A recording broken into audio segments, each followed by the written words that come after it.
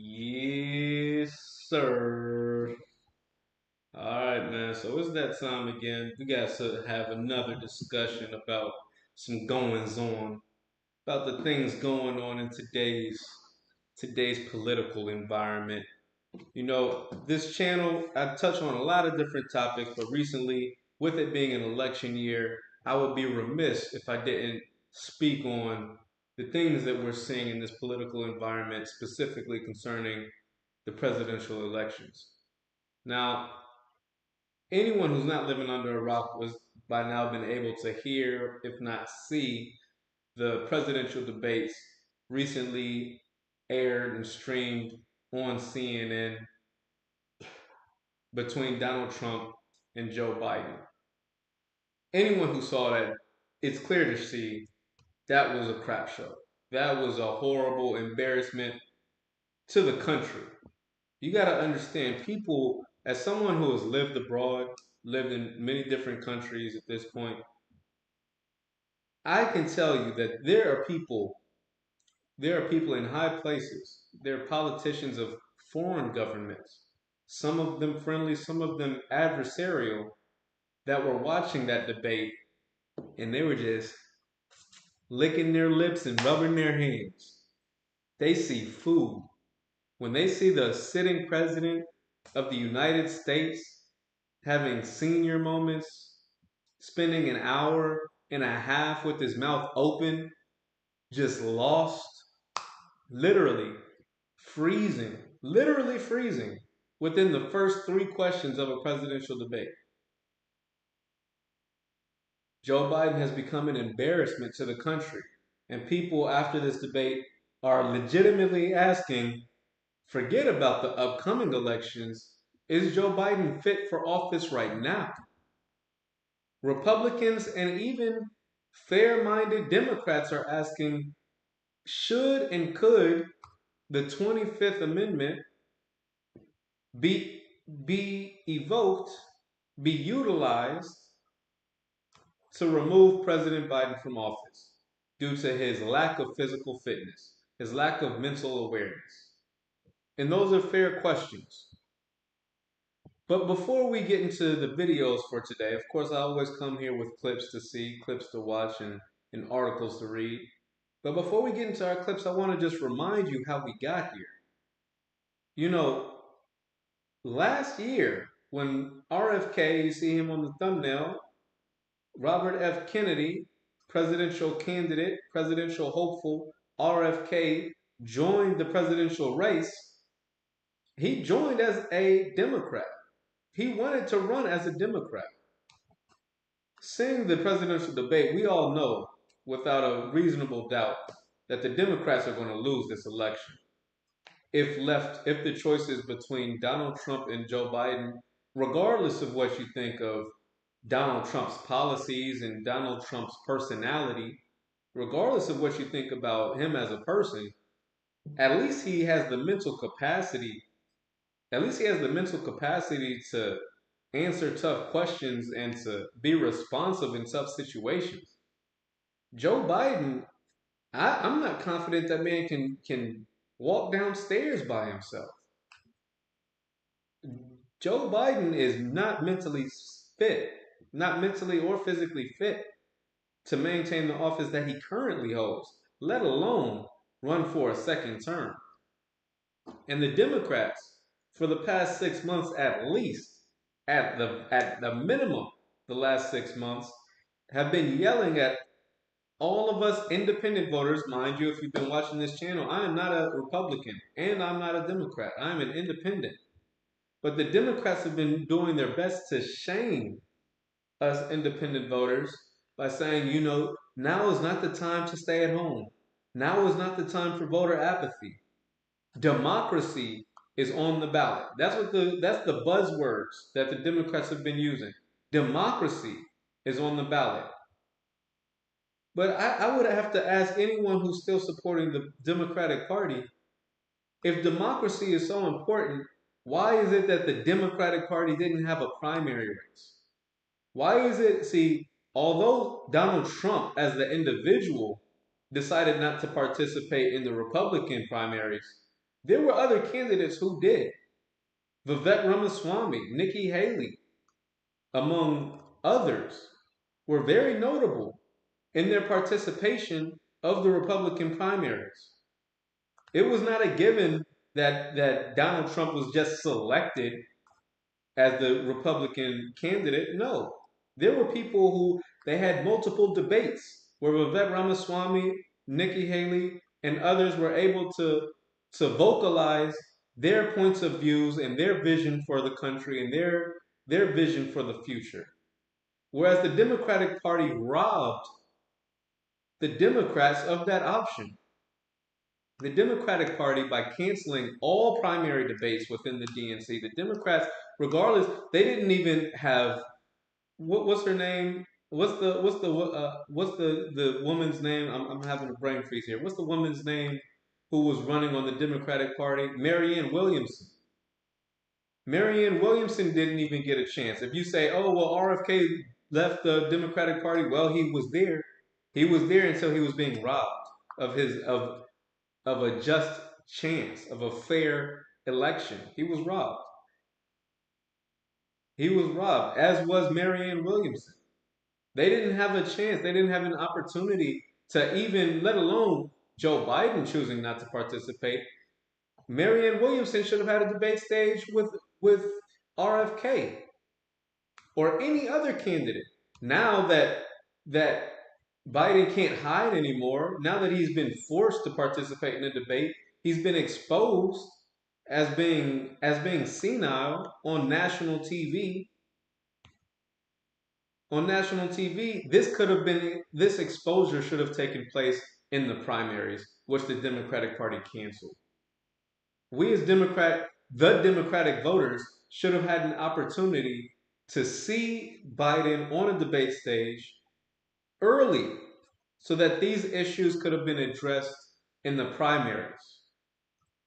By robbing the Democratic voters of the Democratic primaries, you wait until you select against any other opposition, not giving anybody a choice. The democracy that the Democrats claim are on the ballot,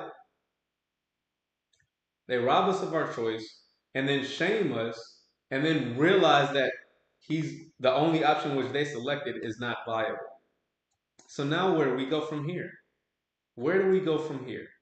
Now that the Democrats have shot themselves in the foot by canceling the primaries, canceling the Democratic primary debates, and selecting Joe Biden without any alternative options being presented to the people, where do the Democrats go from here? I suggest to you that if they choose not to remove Joe Biden, if they don't replace him with someone such as, I know that people are talking about Gavin Newsom as being an option. My question is, if Gavin Newsom is an option now, why wasn't he an option 3 months ago? Why was he not an option during the Democratic primaries? It's not as if Joe Biden just became ill overnight.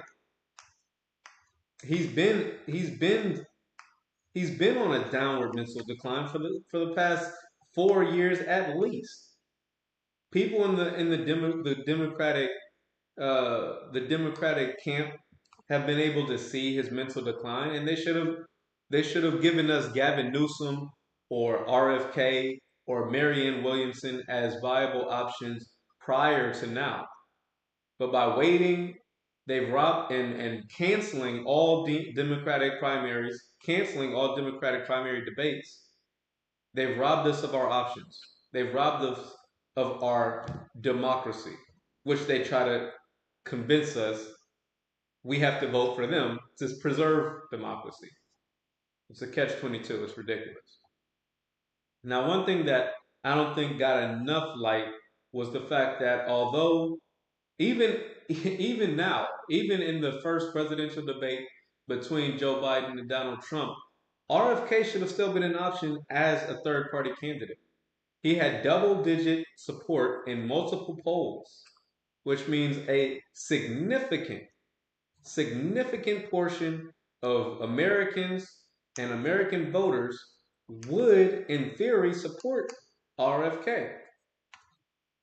But instead of hosting him alongside Joe Biden and Donald Trump, again, the Democrats and partially here the Republicans have robbed the American people of our options. In this case, the third party option, who is RFK. By robbing us of our options, I feel like the Democratic Party has actually done a big service for third party voters. By making it so obvious that Donald Trump is going to blow Biden out of the water, the Democratic Party and everyone who doesn't want to vote for Trump is scrambling for another option. And that other option will have to be an independent. An independent. Now you might say, well, what about Jill Stein? She's not independent. She's a member of the Green Party. Granted, but I would say she's independent of the Republican and Democratic duopoly. When I say Democratic, when I say third party independent, I mean independent of the two major parties. All right. Now I want to show some clips of RFK's real debate. If you're not aware, during the CNN hosted debate, RFK decided that he would, because he was excluded from the debate stage, he would respond to the exact same questions as Donald Trump and Joe Biden. And I thought he had some interesting responses. I'm only going to show the first few questions. I think that there was a lot that went on within the first few questions. Questions surrounding immigration, questions surrounding January 6th, questions surrounding the deficit. I think there was a lot of interesting conversation which had happened in the first few questions of the debate. So we're going to go through, and this time, although I did stream the live debate from CNN, I want to give some coverage to the RFK debate and at least give some exposure to the answers that he provided during that debate. So without further ado, let's get into some clips. Check this out.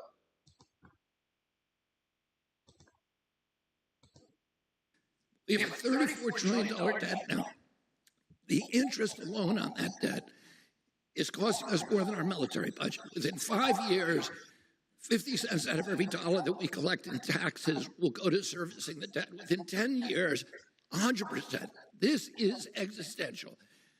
This is one of the problems that neither of these two will talk about. This is the reason that they need me on stage, because I would confront them with what they did. They were the ones who ran up half of this deficit is attributable to those two men, and that's what's causing inflation. We'll never deal with inflation if we don't deal with the money printing problem, and neither of them are going to do it. Now, that's interesting that he says that. That's why he should have been included on the debate stage, because very little conversation was centered around the inflation because neither Donald Trump or Joe Biden, both of those men were partially responsible for the inflation that we're facing today. And RFK, if he was on stage, could have had an opportunity to highlight the impact that both of those candidates have had. Whereas because he was excluded from the stage, he wasn't given an opportunity to contrast and really show the American people that there are alternatives. There is another option out here. Money printing. Back to the debate. Under both of your administrations, the national debt soared to record highs. And according to a new nonpartisan analysis, President Trump, your administration approved $8.4 trillion in new debt, while so far, President Biden, you've approved $4.3 trillion in new debt. So, former President Trump, many of the tax cuts that you signed into law are set to expire next year. You want to extend them and go even further, you say. With the U.S. facing trillion-dollar deficits and record debt, why should top earners and corporations pay even less in taxes than they do now? Because the tax cuts spurred the greatest economy that we've ever seen just prior to COVID. And even after COVID, it was so strong that we were able to get through COVID much better than just about any other country.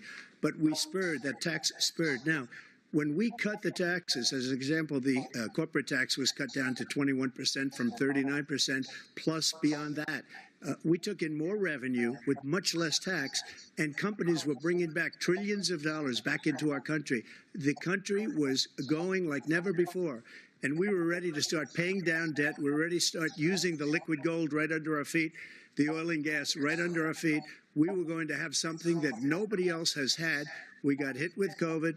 We did a lot to fix it. I gave him an unbelievable situation with all of the therapeutics and all of the things that we came up with. We gave him something great. Remember, more people died under his administration, even though we had largely fixed it. More people died under his administration than our administration, and we were right in the middle of it, something which a lot of people don't like to talk about. But he had far more people dying in his administration. He did the mandate, which is a disaster, mandating it. The vaccine went out. He did a mandate on the vaccine, which is the thing that people most objected to about the vaccine. And he did a very poor job, just a very poor job. And I will tell you, not only poor there, but throughout the entire world, we're no longer respected as a country. They don't respect our leadership. They don't respect the United States anymore. We're like a third world nation between weaponization of his election, trying to go after his political opponent. All of the things he's done, we've become like a third world nation, and it's a shame. The damage he's done to our country, and I'd love to ask him, and will, why he allowed millions of people to come in here from prisons, jails, and mental institutions to come into our country and destroy our country. Now, I gotta pause it there very quickly because Trump brings up an interesting point that more people died under President Biden in 2021 and beyond than did Donald Trump under Donald Trump's administration in the heat of the battle during 2020 before the vaccine was created. And also, the way that the Democratic Party, including Joe Biden, handled the vaccine, specifically the mandates, that part was atrocious. Now, I can't say that I support Donald Trump for a number of reasons, but one thing I will say about Donald Trump and more largely the Republican Party is when it came down to the pandemic itself in the year 2020, if we had to pick which party would stood for freedom, personal choice, personal bodily autonomy, I would have to say is no comparison. Donald Trump and the Republican Party handled that COVID situation better than the Democrats did. The Democrats would have torn the country apart if they would have continued, especially if they were already in office in 2020 instead of Donald Trump. But if we had continued down the line of thinking that Joe Biden and the Democratic Party wanted us to follow, which was the vaccine mandates, people who work and choose not to take the vaccine are eligible to lose their job, eligible to be fired, travel bans based on taking the vaccine, those type of policies would have destroyed and ripped apart the country. So I will say that the Republican Party on the issue of COVID, handling of COVID, I'd say the Republican Party did a better job than the Democratic Party. President Trump, we will get to immigration later in this block. President Biden, I want to give you an opportunity to respond to this question about the national debt. He had the largest national debt of any president in a four-year period, number one. Number two, that $2 trillion tax cut benefited the very wealthy. What I'm going to do is fix the tax system. For example, we have 1,000 trillionaires in America. Billionaires in America. And what's happening? They're in a situation where they, in fact, pay 8.2% in taxes. If they just paid 24% or 25%, either one of those numbers, they'd raise $500 million. Hold on. Now, this is important. This is where this is the first three questions of the presidential debate. Listen to the answer that Biden is giving. He's changing from millions to billions. His numbers, his train of thought right now is so unclear. Listen to how broken up and unclear this answer is. It's really remarkable for a sitting president to give this type of a response on national TV. It's crazy. Where they, in fact, pay 8.2% in taxes. If they just paid 24% or 25%, either one of those numbers. We'd Either one of raise those numbers. $500 million, billion dollars, I should say, $1 in a million, 10-year $1 billion. period. We'd be able to wipe out his debt. We'd be able to help make sure that all those things we need to do, child care, elder care, making sure that we continue to strengthen our healthcare system, making sure that we're able to make every single solitary person eligible for what I've been able to do with the COVID, with dealing with everything we have to do with, look, if we finally beat Medicare. Thank you. What? What kind of answer was that? He literally froze, and the last thing is, we finally beat Medicare. What do you mean you beat Medicare? What kind? Oh my goodness, this man. I feel bad for him. I really do feel bad for him. His family should be ashamed. Jill Biden should be ashamed of herself. Jill Biden should be ashamed of herself for telling him that he's doing a good job. The man literally froze in the first 3 questions and says that he beat Medicare. What does that even mean? Been able to do with the COVID, with dealing with everything we have to do with, look, if we finally beat Medicare. Thank you, President Biden. President Trump? Well, he's right. He did beat Medicare. He beat it to death, and he's destroying Medicare because all of these people are coming in. They're putting them on Medicare. They're putting them on Social Security. They're going to destroy Social Security. This man is going to single-handedly destroy Social Security. These millions and millions of people coming in, they're trying to put them on Social Security. He will wipe out Social Security. He will wipe out Medicare. So he was right in the way he finished that sentence. And it's a shame. What's happened to our country in the last 4 years is not to be believed. Foreign countries. Look at Biden when Trump says he was right the way he finished that sentence. He looks so ashamed. He looks so ashamed and defeated. Mind you, this is the beginning. This isn't like an hour into the debate. This is the first 5 minutes into the debate. I'm friends with a lot of people. They cannot believe what happened to the United States of America. We're no longer respected. They don't like us. We give them everything they want, and they think we're stupid. They think we're very stupid people. What we're doing for other countries, and they do nothing for us. What this man has done is absolutely criminal. Mr. Kennedy, to give you the same question, before they veered off, the question was taxes. Trump says lower taxes, more stimulus. Biden says higher taxes, more money coming. Thank you, President. Well, President Trump is, I think, right. He did have a strong economy, but anybody can have a strong economy by borrowing $8 trillion because you're forcing our children to pay for our present-day prosperity with this enormous debt, which ultimately is paid by the poor, by people with fixed incomes. I want to address the area that they veered into, which is COVID management. This is another illustration about why this is so problematical, because these two presidents shut down every business in our country. 3.3 million businesses with no due process, no just compensation. They have 41% of the black-owned businesses that they closed will never reopen. There was no scientific reason to do this. There was no public hearing. They made a bad mistake, and that was the worst financial mistake in American history. They shifted $4.3 trillion upward to this new oligarchy of billionaires that he was talking about. They created a billionaire a day in 500 days. And one of the problems is that CNN was their biggest cheerleader. Oh, and the same company, BlackRock. Can you see why they didn't want him on the stage? When RFK would be the one to say, call out CNN directly if he was given the platform, he would say, hey, CNN, you're partially responsible for propping up these candidates.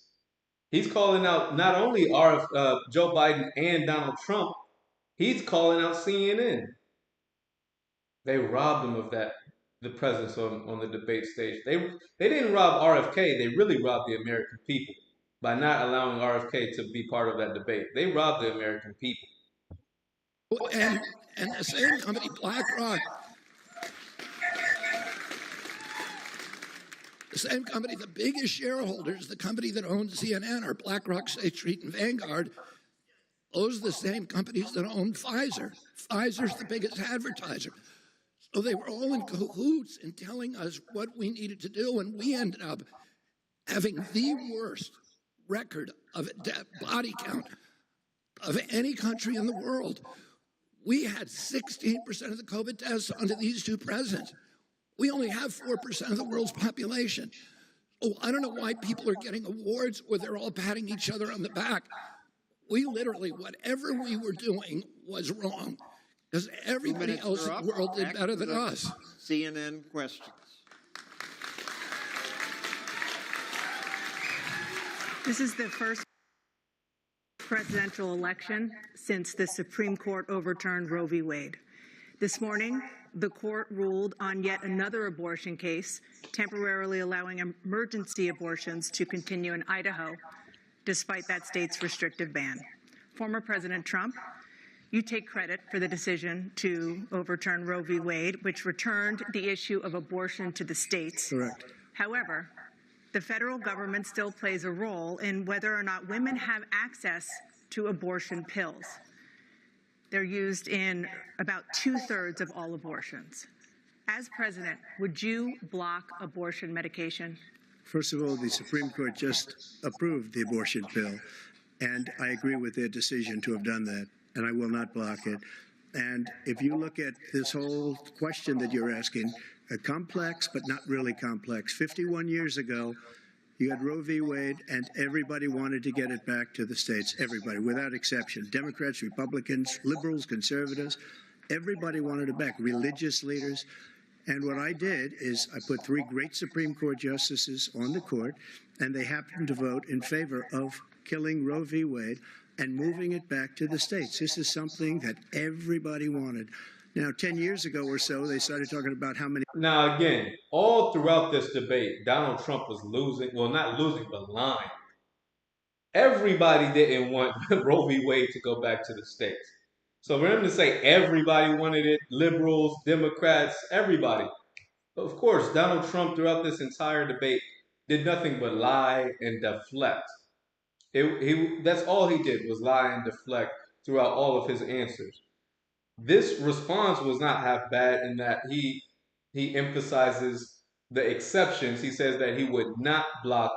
He agrees with the Supreme Court's decision to allow medication, abortion medication, being Plan B pills, etc. He said he wouldn't block that, and he says that it should be left at the state level. But he personally believes in the exceptions, which means he would support having abortions in the case of grape. Can't use certain words. So grape, incest, and the life of the mother, which is my stance as well. So it's not a bad answer, but it is full of lies. Him saying that everybody wanted it to go back to the state, and Joe Biden counters with a pretty strong counter. So let's watch a little bit more of this. Many weeks and how many this is getting into other things, but every legal scholar throughout the world, the most respected, wanted it brought back to the states. I did that. Now the states are working it out. If you look at Ohio, it was a decision that was an end result that was a little bit more liberal than you would have thought. Kansas, I would say the same thing. Texas is different. Florida is different. But they're all making their own decisions right now. And right now, the states control it. That's the vote of the people. Like Ronald Reagan, I believe in the exceptions. I am a person that believes. And frankly, I think it's important to believe in the exceptions. Some people, you have to follow your heart. Some people don't believe in that. But I believe in the exceptions for rape, incest, and the life of the mother. I think it's very important. Some people don't. Follow your heart. But you have to get elected also. And because that has to do with other things. You got to get elected. The problem they have is they're radical because they will take the life of a child in the 8th month, the 9th month, and even after birth. After birth, if you look at the former governor of Virginia, he was willing to do this. He said, we'll put the baby aside and we'll determine what we do with the baby, meaning we'll kill the baby. What happened is we brought it back to the states, and the country is now coming together on this issue. It's been a great thing. Thank you. President Biden? It's been a terrible thing, what you've done. The fact is that the vast majority of constitutional scholars supported Roe when it was decided. Supported Roe. And that's this idea that they were all against it is just ridiculous. And this is the guy who says the state should be able to have it. We're in a state where in 6 weeks, you don't even know whether you're pregnant or not, but you cannot see a doctor and have him decide on what your circumstances are, whether you need help. The idea that states are able to do this is a little like saying we're going to turn civil rights back to the states. Let each state have a different rule. Look. Now that's an interesting point he makes, where he says leaving abortion to states' rights would be equivalent to putting civil rights back to states' rights. Now, do I think that abortion and civil rights are the same? No. But it is a slippery slope that Joe Biden is kind of warning us towards here, saying, okay, if Trump and the Republicans are willing to make abortion a states' rights issue, what would stop them from making something like civil rights a states' rights issue? Interesting point here. Look, there's so many young women who have been, including a young woman who just was murdered, and he went to the funeral. The idea that she was murdered by an immigrant coming in, they talk about that. But here's the deal: there's a lot of young women are being raped by their in-laws, by their spouses, brothers and sisters, it's just ridiculous, and they can do nothing about it. And they try to arrest them when they cross state lines. Thank you. There have been many young women murdered by the same people he allows to come across our border. We have a border that's the most dangerous place anywhere in the world, considered the most dangerous place anywhere in the world. And he opened it up, and these killers are coming into our country, and they are raping and killing women. And it's a terrible thing. As far as the abortion is concerned, it is now back with the states. The states are voting. In many cases, it's frankly a very liberal decision. In many cases, it's the opposite. But they're voting, and it's bringing it back to the vote of the people, which is what everybody wanted, including the founders, if they knew about this issue, which frankly they didn't. But they would have, everybody wanted brought back. Ronald Reagan wanted it brought back. He wasn't able to get it. Everybody wanted it brought back, and many presidents had tried to get it back. I was the one to do it. And again, this gives it the vote of the people, and that's where they wanted it. Every legal scholar wanted it that way. Your position on Roe v. Wade? I've spent probably more energy protecting medical freedom than any other leader in this country, and bodily autonomy. So I think that abortion should be the choice of a woman, and that I worry about state involvement until the baby reaches viability. And I think the states have an increasing viability outside the womb, and I think the states have an increasing interest in protecting that child. My policy on abortion is called more choice, fewer abortions. And that's because 52% of the abortions in this country, the woman says that economic considerations played the key role in her decision. Every abortion is a tragedy. Many women don't want to have abortions. Over half of them have them because they do not believe that they can care for that child for financial reasons. I don't think that should happen in this country. I have a child care program. As I talked to you before, every dollar that we spend on weapons provides about 2 jobs. Every $1 million that we spend on weapons provides 2 jobs, creates 2 jobs. Every $1 million that we spend on child care creates 22 jobs. It's good for our economy. It's good for choice. It's good for limiting abortions, and that's what I'll do as president. Now, I didn't much like that answer because he didn't really answer anything. It sounds good. Oh, every $1 million spent on military provides 2 jobs, but every $1 million provided on child care creates 22 jobs. But he didn't say how much he plans on investing in child care. He didn't say what policy what policy he's advocating here. He didn't say he's going to codify Roe v. Wade. That answer was a bit of a deflection. I thought that it was interesting. If you go back, I would encourage folks to go back and uh, watch RFK's real debate where he responds to the same questions as the Republican and Democrats. The debate had between Joe Biden and Donald Trump. I thought it was an interesting debate, especially with RFK's commentary. RFK does make some interesting points. I'm not going to relive the entire conversation, mostly because I don't want to hear Donald Trump and Joe Biden's responses anymore. Those guys give me a headache, to be honest with you. But overall, here's the moral of the story. The moral of the story is the Democrats, by canceling the primaries, by not allowing RFK, Marianne Williamson, folks like Cornel West to participate in the Democratic primaries, by selecting Joe Biden without any alternative options being presented to the people, they shot themselves in the foot. They gave him a free pass all the way to the general election, knowing that he's a weak candidate. He would be too weak to survive the primaries. They let him bypass the primaries and they just drop him in the general election where he's getting blown out, demolished, embarrassed by the Republican candidate, Donald Trump. Not because Donald Trump's policies are so much better, which in my opinion they are, or not because Donald Trump has a better personality, which I don't think he does, but only because of his mental and physical fitness. Forget any policy decisions, forget personality, forget who you trustworthiness. If for no other reason than the man's physical and mental fitness, Joe Biden is not fit to be reelected. Forget be reelected. There are serious doubts and questions whether he should maintain office right now. Right now, thanks to the performance, the embarrassment, the international debacle which he was just a part of.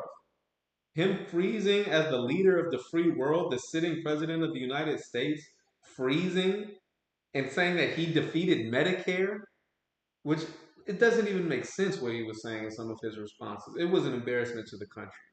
It was a legitimate embarrassment to the country. So, if you're not supporting Donald Trump, which I am not, I don't see how you in good conscience, I don't see how anyone in good conscience could support Joe Biden with his clear and obvious mental deficiencies.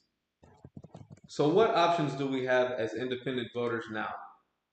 We still have RFK, who is polling at double digits. He's got a roughly 15% of the popular vote right now, which is more than any other candidate, which is more than any other independent candidate we've seen in quite some time. In quite some time. We still have Cornel West running as an independent, who I'm, as an independent voter, am torn because I had planned on voting for Cornel West because I agree with Cornel West ideologically. But seeing as Joe Biden, I'm thinking that Joe Biden very well might get pulled. They might pull his coattail and say, "Hey, you're not going to make it to the general election." So if we have another option, if Joe Biden is pulled, then RFK very well might have an opportunity to do the unthinkable. RFK might have a legitimate chance at upsetting both the Republicans and the Democrats if given an opportunity. If if Joe Biden is pulled prior to the general elections, RFK would be the only other viable option. Some people are throwing Gavin Newsom out as an option, as a possibility, but I think it's a little bit too late. Whereas RFK has been participating in the entire election process since since the Republican and Democratic, well, Democrats didn't have primaries, but since the Republican primaries and this entire year, all of 2024, RFK has been participating and running as a viable candidate for president. And if Joe Biden is pulled, that just leads that just gives and grants some legitimacy to the RFK campaign. Now, as always, this is a sponsored video. We have a special word from our sponsors, a sickle cell PSA. So before we get out of here, I want to drop this information on y'all. Y'all check this out. Hey, what are you doing? My Benson relaxation technique. It's a simple stress-reducing method that involves deep breathing, repeating a calming word or phrase, and achieving a relaxed, passive mental state to elicit the body's relaxation response, decrease anxiety and aggression. Wow, you do that every day? Well, regularly. The integration of mental exercises into the care regimen for individuals with sickle cell like me substantially increases health and well-being. That makes sense. Plus, the Benson relaxation technique is non-invasive, easy to adopt, and inexpensive. My kind of exercise. You do yoga, right? Mm-hmm. There's a progressive muscle relaxation technique you may really like. This method employs a systematic approach of intentionally tensing and then gradually releasing various muscle groups, one after the other, inducing a profound state of both physical and mental relaxation. Well, that sounds great. I'll try it tonight. Mental exercise is important for sickle cell patients as it can help improve cognitive function while reducing stress and anxiety. It contributes to a holistic approach to managing the challenges of living with sickle cell. Along with physical exercise, it's a must-do. Boom! Brr, brr, brr, brr. Brr, brr, brr, brr. All right, so that was our sickle cell PSA, specifically PSA 10, which is our 20th commercial here. We're running through our PSAs here. Now, I want to shout out and salute to everyone involved in making the sickle cell PSA videos and just kind of reiterate the message that we're spreading here. The importance for meditation as a holistic way of keeping yourself grounded as a sickle cell patient. I know in dealing with my brother who died from sickle cell, that sickle cell can really produce a lot of depression. You know, when you're in pain in and out of the hospital every month, it can really take a toll on your mental health. You can become depressed. You can lose hope. It's very easy to lose hope. Many sickle cell patients struggle with suicidal thoughts. So, staying meditated, keeping strong mental health, taking the time to really consider your mental abilities, your mental health through meditation, through things like yoga and low intensity exercise is very beneficial, and I would definitely advocate that for anyone suffering from sickle cell anemia. Now, before we get out of here, I want to say, shout out to Michael Penn. He's saying, I'm sorry to hear that. Yeah, man, I appreciate your condolences. God is good. At least my brother's not in any pain anymore, so I'm keeping a positive attitude about that. But I am, all praise to the Most High. I am proud to take part in these sickle cell PSAs as someone who has seen, my brother suffer firsthand from sickle cell anemia. I'm glad I'm able to participate in being, spreading the message, spreading the word on this topic because a lot of folks don't even know about sickle cell disease. A lot of people don't even know that this is an issue, but it is specifically in the Black community a very important health issue that we should be aware of, and information does need to be spread on this sickness. So I'm glad I'm able to take part in the sickle cell PSAs. All right, guys, I think that's going to be it for today's video. Once again, salute and shout out to Michael Pan for getting involved, getting active in the comment section. I love reading the comments. So as y'all are watching, if y'all want to participate in these videos, be sure to leave me a comment in the comment section. I respond to all my comments when I'm live. So I love seeing y'all in the comment section. It really motivates me to keep this thing going. I'm an independent YouTuber just trying to get this thing off the ground. So when I see things like y'all hitting the thumbs up button, when I see, all the new subscribers, when I see folks like Michael Pan, giving certain, uh, uh, affirmations and certain motivational, comments in the comment section, that really does keep me motivated to keep this thing going. So I appreciate all of y'all getting active in the comment section and hitting the thumbs up button. Hit the thumbs up button and smash the subscribe button for more content just like this, speaking on a wide range of topics. this week, let's see the things we've got to talk about. This week, we're going to be talking about the LeBron James and Bronny situation. LeBron James having his son get drafted into the NBA, playing for the same team as him in the Lakers. We're going to have that conversation. We're going to have a conversation. This is going to be a controversial topic, but we're going to be talking about situations where white parents adopt black kids. I saw a very disturbing video where these white folks adopted 5 black kids and treated them as slaves, kept them locked in a shed. We're going to break that down. It's a very disturbing case. So we have some interesting conversations we're going to have coming up this week. So y'all be sure to stay tuned for these conversations. We've got 4th of July, so we're going to be talking about talking about some historical facts here. We got a lot of interesting topics this week, so y'all be sure to check the videos, check the lives out this week. We've got some interesting content coming your way. Without any further ado, I'll see you on the next one. Peace.